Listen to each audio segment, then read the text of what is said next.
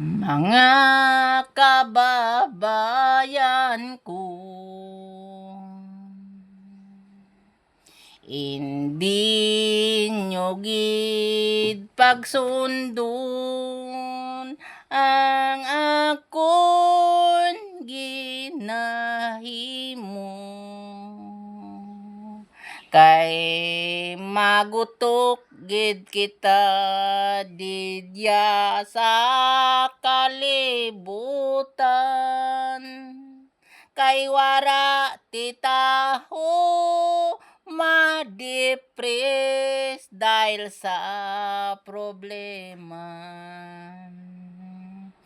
Mga kababayan, inyo itanom sa inyong tigipusoon kag inyo nga utong nga ang problema aton kababayan gamita ang aton mata. Importante riyan kay ako wara ti aram lantawan ninyo. Mabudlay kun kita magutok dya sa kalibutan. Nga wara ti maghikog dahil ginsunod nyo ako. Nga ako kababayan, wara ti pinag-aralan. Lagi na lang ako umaasa.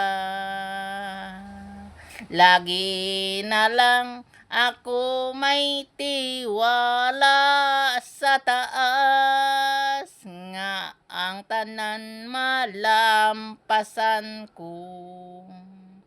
Kababayan, kun kamo may talinga pamatiin nyo gid ako.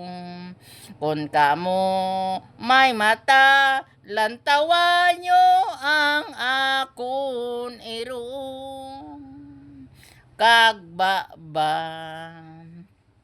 kun ano akon ginahimo daan makatugro man diya sang gamay nga kasubong. Hello guys, thank you so much sa lahat-lahat nga mga sa lahat-lahat sa tanan-tanan ko nga mga friend dyan. Shout out sa bilog nga kalibutan sa diin man kamo nga mga OFW. Shout out din sa inyo sa ibang bansa, labi na gid sa mga kontraksyon. Shout out sa mga kontraksyon na mga labor, sa mga kababayan ko halong gid kita. Labi na gid sa mga driver. Maghinay-hinay kamo nagadara sang sarakyan, labi na gid sa nagadara ka motor, hinay gid kamo guys. Mga idol, kita hindi natin paglipatan ng ngaran sang Ginoo. Oras kita nga magdara sang sarakyan, magpanaw kay ta na gid makabuli ka natin. Shout out yan sa tanan-tanan ko nga mga kababayan didya sa Antique. Sa akon pinalangga nga Antique na mga karaya. Iloilo, shout out. Negros, shout out. Shout out yan sa Masbate, sa mga sa Quezon, sa Mindanao, saan man kayo dito sa Pilipinas, shout out din sa inyo. Hindi lang sa Pilipinas, mga tanan-tanan nga nagalantaw kanakan. Salamat gid sa inyong pagsuporta.